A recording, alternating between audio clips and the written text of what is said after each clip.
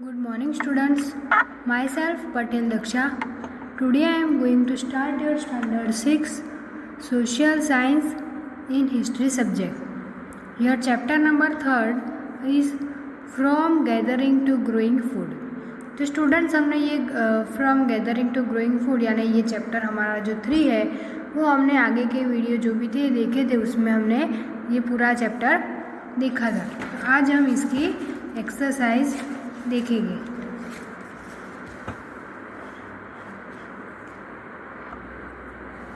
तो हमारा first question है why do people who grow crops have to stay in the same place for a long time. यानी ये जो people है वो क्यों ये ग्रो क्रॉप्स करने के लिए वहाँ पर मतलब सेम प्लेस जो वहाँ पर रहते वहीं पर लॉन्ग टाइम पर स्टे करते मतलब वहाँ रहते हैं ग्रो क्रॉप्स करने के लिए।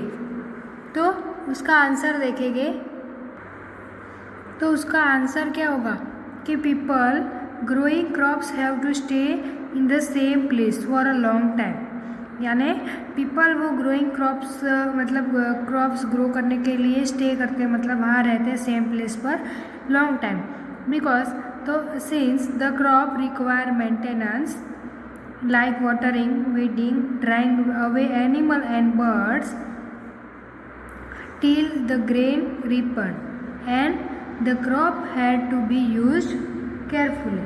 तो यहाँ पर हमें ये मतलब ये समझ आ रहा है कि ये जो पीपल है वो ग्रो क्रॉप्स को ग्रो करने के लिए जो वो लोग वहाँ रहते हैं तो वहीं पर सेम प्लेस पर वो लोग स्टे करते हैं। कैसे तो वो लॉन्ग टाइम वैसे भी ऐसा नहीं कि थोड़े दिन वहाँ रहते हैं थोड़े दिन यहाँ लेकिन वो लॉन्ग टाइम यहाँ पर रहते हैं। तो क्योंकि वो क्रॉप्स रिक्वायर मेंटेनेंस यानी वो जो भी क्रॉप्स वो ग्रो करते हैं उनकी देखभाल करने के लिए उनको मेंटेन करने के लिए लाइक वाटरिंग उनको पानी देने के लिए फिर weeding driving away animal and birds.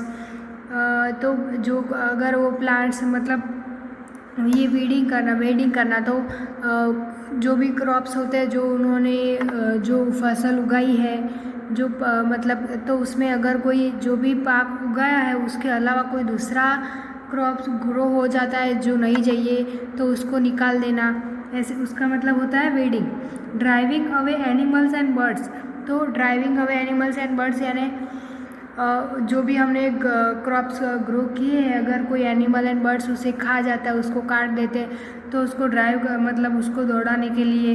और टिल ग्रेन रिपेंड यानी उनको मतलब क्या करना उनकी बराबर पूरी तरह से देखभाल करने के लिए वो क्या करते हैं लॉन्ग टाइम सेम प्लेस वही टाइम पर वो प्लेस पर वो क्रॉप्स ग्रो करने के लिए रहते हैं और उसका देखभाल करने के लिए भी रहते हैं। And the crop had to be used carefully और अगर ऐसे पूरी तरह से अच्छी तरह से केयरफुली वो लोग देखभाल करें तो ये क्रॉप्स यूजफुल उनको हो सकते हैं। इसके बाद सेकंड क्वेश्चन है look at the table on page 25। If नैनुयो wanted to eat rice which are the places she should have visited। तो हमें ये जो टेबल है वो देखना है लुक एट द पेज 25 पे। और जो नैनो है वो वांटेड मतलब ईट राइस वो क्या ईट खाती है मतलब क्या करती है क्या खाती है राइस। तो which are this the places it should have visited तो मतलब आप जो भी हो जहाँ पर भी विजिटेड किया होगा कौन सी प्लेस पर वो राइस होता तो ऐसा हमें वो पेज नंबर 25 है उसमें से देखकर बताना होगा। तो हम पेज 25 में देखेंगे।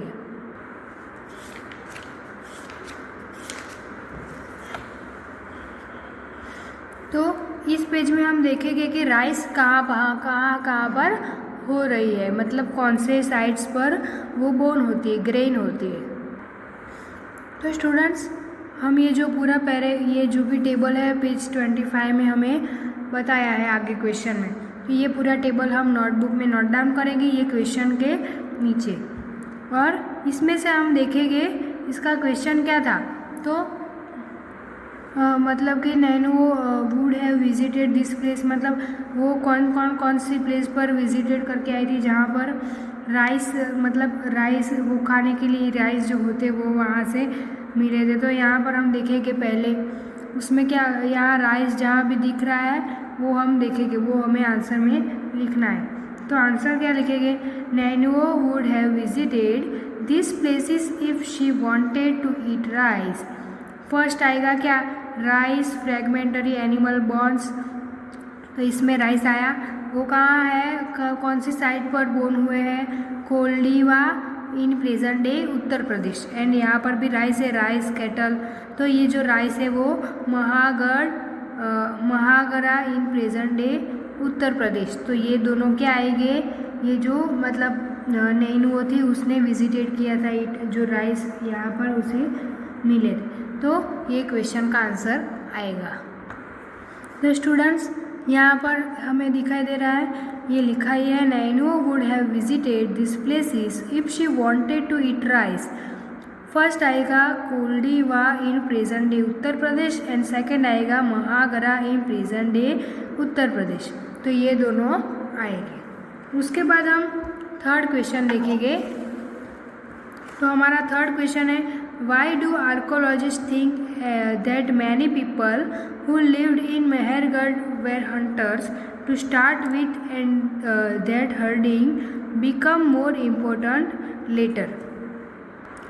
तो स्टूडेंट्स यहाँ पर इसका मतलब ये होता है कि क्यों ये आर्कोलॉजिस्ट जो थिंक मतलब ये सोचते थे कि जो मैनी पीपल वो रहते थे मेहरगढ़ में, तो उनके लिए ये हंटर्स का स्टार्ट करना और हर्डिंग यानी हर्डिंग पशुपालक और खेती, ये दोनों काम करना मतलब उनके लिए इम्पोर्टेंट था। तो क्यों ऐसा सोचते थे, तो आर्कोलॉजिस्ट यहाँ पर आंसर दिया है, archaeologist who excavated the site found evidence to wild animals bones such as the deer and pig the earliest level। यानी अर्ली जो आर्कोलॉजिस्ट है उसने एक्सक्वेटेड किया है कि जो साइट उन्हें फाइंड किया हुआ जहाँ पर उनको एविडेंस मिले ये वाइल्ड एनिमल्स के मतलब वाइल्ड एनिमल्स जो बोन्स हुए थे उसके मतलब एविडेंस मिले थे। तो सच एज वो कौन थे एनिमल्स, तो डियर एंड पिग थे, वो भी किसके अर्लीएस्ट लेवल के थे। In later levels they found more bones, मतलब इससे भी ज़्यादा वो क्या मोर बॉन्स किसके मिलते, शीप एंड गॉट्स के। And in still later levels, तो इसके बाद कैटल बॉन्स वो भी मतलब शीप एंड गोट भी मिले थे, उसके बॉन्स भी मिले थे, ये कैटल के भी बॉन्स मिले थे। Are common suggesting that in the beginning, यानी वो भी कॉमन सजेस्टिंग थे दैट बिगनिंग के। People in Mehrgarh were hunters and later on herding, यानी ये जो पीपल्स थे मेहरगढ़ थे जहाँ पर वो रहते थे, तो वो hunters and later on herding, herding and hunters के लिए वो क्या उनके लिए मोस्ट इम्पोर्टेंट था, उनकी लाइफ के लिए ये क्या था, hunters and herding most important था। उसके बाद हम फोर्थ क्वेश्चन देखेंगे, स्टेट वेदर ट्रू और फॉल्स। तो फर्स्ट है millets have been found at Hallur. तो क्या है, ये जो मिलेट्स है वो हैव बीन फाउंड हेलूर से मिले थे, तो ट्रू। पीपल इन बुर्जा home lived in rectangular houses, यानी जो पीपल वो जो बुर्जा होम मतलब वहाँ पर रह रहे थे वो कैसे रेक्टेंगुलर हाउसेस थे, तो नहीं थे, रॉन्ग। चिरंड इज अ साइट इन कश्मीर, यानी जो चिरंड है वो साइट कश्मीर की है, तो नहीं है वो, फॉल्स।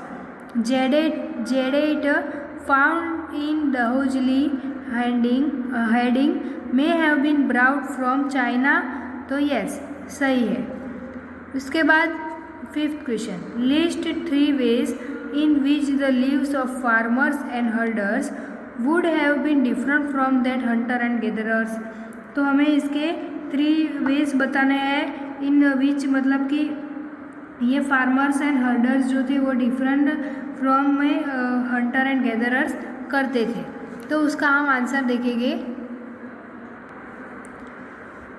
3 पॉइंट्स ऑफ डिफरेंस, मतलब 3 पॉइंट्स है ये between farmers and herders from Hunter and gatherers, यानी ये 3 वेज जो हमें बताने हैं मतलब 3 वेज हमें जो भी बताने वो किसके हैं, हंटर एंड गैदरर्स के, यानी फार्मर एंड हर्डर्स जो थे वो हंटर एंड गैदरर्स करते थे, कैसे करते थे, कौन सी प्रकार से, उसके 3 वेज हमें बताने हैं। फर्स्ट है Hunter and gatherer kept traveling from one place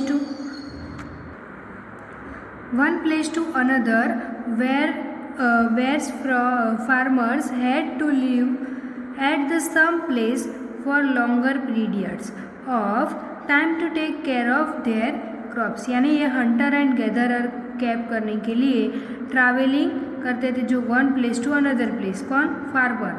तो farmers one place to another place travel करते थे हंटर एंड गैदरर करने के लिए, had to live at the same place, लेकिन नहीं, वो क्या करते थे, सेम प्लेस पर रहते थे, लॉन्गर पीरियड, बहुत टाइम रहते थे।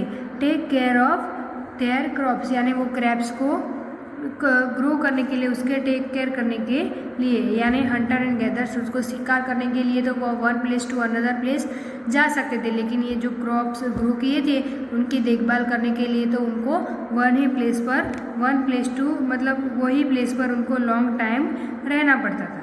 Hunter and gatherers depend on meat of wild animal where farmer and herders use plants, groves and animal.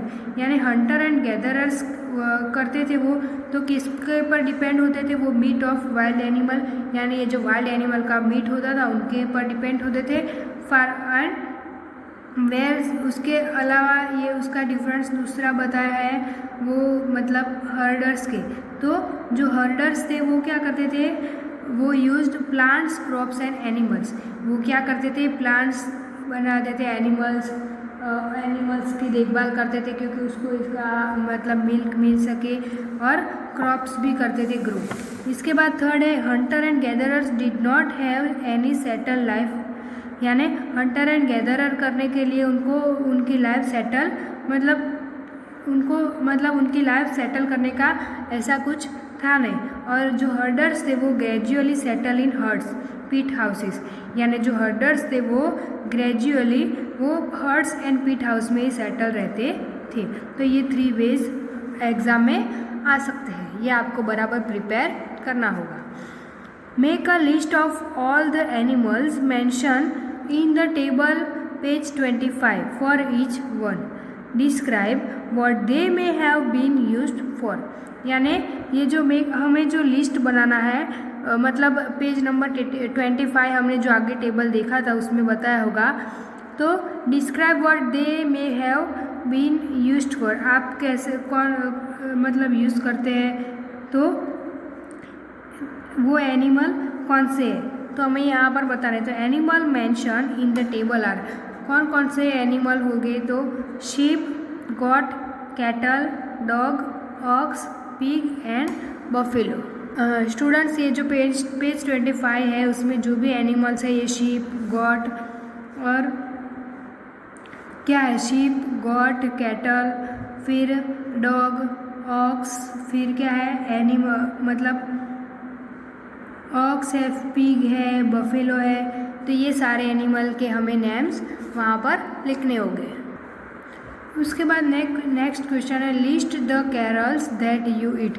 यानी आप मतलब लिस्ट बनाना है, आप कौन कौन से कैरल्स मतलब कौन कौन से फूड को ईट करते हो। तो wheat, rice, maize, millet, barley, lentil, grains and gram. तो ये सारे हम जो भी कैरल्स मतलब ईट करते हैं उसके नेम्स यहाँ पर लिखने।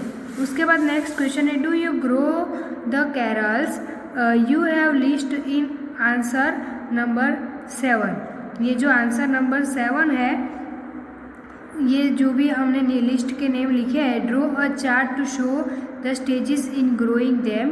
If you are not draw a chart to show how this cereals reach you from the farmer who grow them.